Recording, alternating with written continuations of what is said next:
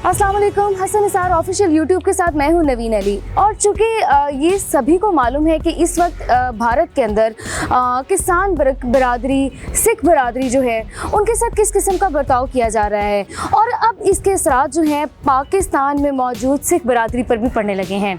ये सारा मामला किस तरफ जा रहा है, इसके लिए हमने इस बारे में तफसीलात हासिल करने के लिए मैं इस वक्त मौजूद हूँ पाकिस्तान में प्रबंध कमेटी के चेयरमैन सतवंत सिंह साहब। सतवंत सिंह, हाँ जी सर, कैसे हैं आप? बहुत शुक्रिया सबसे पहले आपका कि आपने अपनी मसरूफियत में से, बहुत टफ टाइम में से हमें थोड़ा सा टाइम दिए।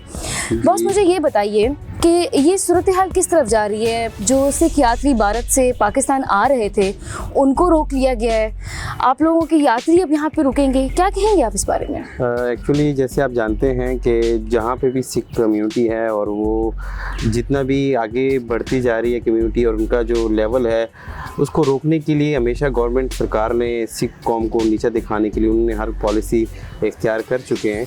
और हमारा 21 फरवरी को 100 साला ननकाना साहब जो शताब्दी थी, ये इवेंट जो था ये दोबारा 100 साल बाद आएगा और 100 साल बाद कौन होगा कौन नहीं होगा, लेकिन ये इवेंट जो है हमारे लिए बहुत ज़्यादा इम्पोर्टेंस रखती है। इसके बावजूद इंडियन गवर्नमेंट ने लास्ट टाइम पे उन्होंने कहा कि हम इंडियन यात्रियों को जो है वो अलाउ नहीं करेंगे, और इसको लेके सिख कौम जहाँ भी है, ना कि पाकिस्तान, पूरे वर्ल्ड वाइड में सिख कौम इसके बहुत ज़्यादा मजम्मत करती है इस चीज़ की। और ये जो है ये आज का वाक़या नहीं है, ये कल का वाक़या नहीं है। सिख कौम के ऊपर हमेशा इस तरह से जुल्म और ज़्यादतियाँ हो रही हैं, तो इसको हम हमेशा डिफेंड करने के लिए तैयार हैं। जितनी मर्ज़ी वो लोग कोशिश करें, ख़ासकर सिख मुस्लिम दोस्ती को डैमेज करने के लिए पॉलिसियाँ जारी होती हैं, लेकिन हमने उसका मुकाबला करना है हमेशा से। सर, यहाँ से आपने लाहे अमल क्या पेश किया, क्या लाहे अमल है आपका? हमने अभी जाके जब जैसे इवेंट एंड होगा 21 फरवरी के बाद, हमारे सुप्रीम लीडर हैं जत्थेदार साहब अकाल तख्त के, उनसे हमारी बातचीत होगी, और हमारे वर्ल्ड वाइड के सिख लीडरशिप्स हैं उनसे हमारी बात होगी कि जिस तरह सिख कौम को नुकसान दिया जा रहा है इसके ऊपर हम चुप बैठेंगे नहीं, इसका लाएअमल हम तैयार करेंगे और इसको आगे ऊपर लेवल तक लेके जाएंगे। क्योंकि बात वही आ जाती है कि ना कि ये कल का इशू है, ये जैसे किसानों की बात आपने की, किसानों के ऊपर जुल्म हो रहा है और फिर मिनॉरिटीज़ के ऊपर जुल्म होता जा रहा है हमेशा से, ना कि ये मतलब ये साल 2 साल की बात नहीं है। शुरू से आप 84 में देख लें सिखों के ऊपर जितना जुल्म होता जा रहा है, फिर कश्मीर के हवाले से आप देखेंगे, तो ये चीज़ें हम पे मिनॉरिटीज़ को बहुत ज़्यादा लिया जा रहा है, और इसके ऊपर खासकर जो अभी मौजूदा जो गवर्नमेंट है, केंद्र सरकार, वो ज़्यादा जुल्म और ज़्यादती कर रही है। ऑब्वियसली यहाँ की जो सिख बरादरी है उनमें तो गुस्सा है ही, लेकिन जो लोग वहाँ से यहाँ नहीं आ सके, जिनके वीज़े लग चुके थे, वो भी इतने ही ज़्यादा गुस्से में होंगे। तो वो जितने भी वहाँ पे हैं वो इस वक्त बहुत खौफज़दा हैं। मैं समझता हूँ कि जो हम 21 फरवरी को 100 साला शहीदी दिहाड़ा मना रहे हैं, वो 100 साला शहीदी मकसद कि वहाँ पे उस वक्त 100 साल पहले 200 से लेकर 250 सिख शहीद हुए थे, और इस इनकार के बाद जो इंडियन गवर्नमेंट ने इजाज़त नहीं दी, तो समझो कि वहाँ पे जिनके वीज़े लगे थे और पूरे सिख कौम को दोबारा शहीद किया गया है। मतलब इतना बड़ा इन्होंने हमें नुकसान दिया है। तो वहाँ पे जो लोग, आप समझें कि जब आप कहीं टूर पे निकलती हैं और एंड मौके पे आपको बताया जाता है कि आप आज नहीं जा सकती, तो आपके ऊपर क्या तारी होती है, क्या आप कितने अंदर आप खौफज़दा होते हैं, कितने आप डिप्रेस में चले जाते हैं। तो वहाँ पे जो लीडर्स हैं हमारे वर्ल्ड वाइड लीडर वहाँ बैठे हुए थे, रेडी थे, और यहाँ पे लोगों के साथ उन्होंने अपने जो इज़हार ख्याल था वो शेयर करने थे, लेकिन सारी वो चीज़ें उन्होंने रद्द कर दी। और इस वक्त बहुत सारे लोग यात्री तो ये कह के रोक दिया गया कि पाकिस्तान में कोरोना और सिक्योरिटी की सूरत हाल ख़राब है, लेकिन वहाँ का भारतीय मीडिया कुछ इस तरह की खबरें भी चला रहा है कि शायद पाकिस्तानी सिख बरादरी खालिस्तानी तहरीक को हवा दे रही है। कितनी हकीकत है इस बात में? देखिए, जहाँ तक सिक्योरिटी और कोरोना की बात है, इससे पहले भी हमारे इवेंट हो चुके हैं। नवंबर में 551 गुरु नानक देव जी का जन्मदिन था, उस पर बहुत सारे यात्री हमारे पास आए थे, बाहर से आए थे, तो ये तो इनका एक बहाना है।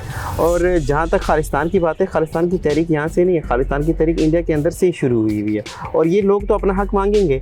आजकल बच्चा अपना चाहता है कि मेरा अपना घर हो, तो सिख कौम अगर डिमांड करती है खालिस्तान की तो उसका राइट है। कश्मीरी अपना डिमांड करते हैं कि उनको कश्मीर चाहिए, सिख कौम ये डिमांड करेगी कि हमें खालिस्तान चाहिए, तो घर तो सबको अपना चाहिए, तो इस पे तो कोई दो राय नहीं है।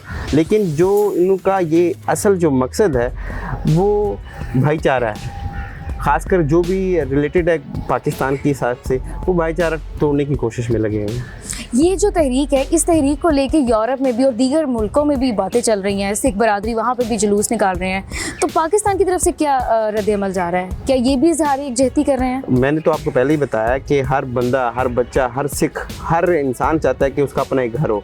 तो हम तो अगर कभी हमें ये मौका मिलता है कि खालिस्तान की बात करें, तो हम कहें कि हमें अपना मुल्क चाहिए, खालिस्तान, सिखों का खालिस्तान एक मुल्क बनना चाहिए, तो हम उसके ऊपर हामी भरते हैं। पाकिस्तान से कोई ट्रैक्टर रैली की बात हो रही है, इस बात में कितनी सदाकत है? इस हवाले से मुझे कोई, क्योंकि हमारी जो कमेटी है पाकिस्तान सिख गुरुद्वारा प्रबंधक कमेटी, इसके हवाले से हमारे पास कोई इस तरह की लाए-अमल हमारे पास नहीं है। नरेंद्र मोदी की तरफ से ये बयान आ रहे हैं कि किसानों का ये जो एहतजाज और जलसा चल रहा है, ये रैलियाँ जो चल रही हैं, इसमें अगर मज़ीद लाशें मज़ीद गिरानी पड़ी तो भी गिराएंगे, अगर कुछ और लोगों को गिरफ्तारियाँ भी उनकी करनी पड़ी करेंगे, मारेंगे भी।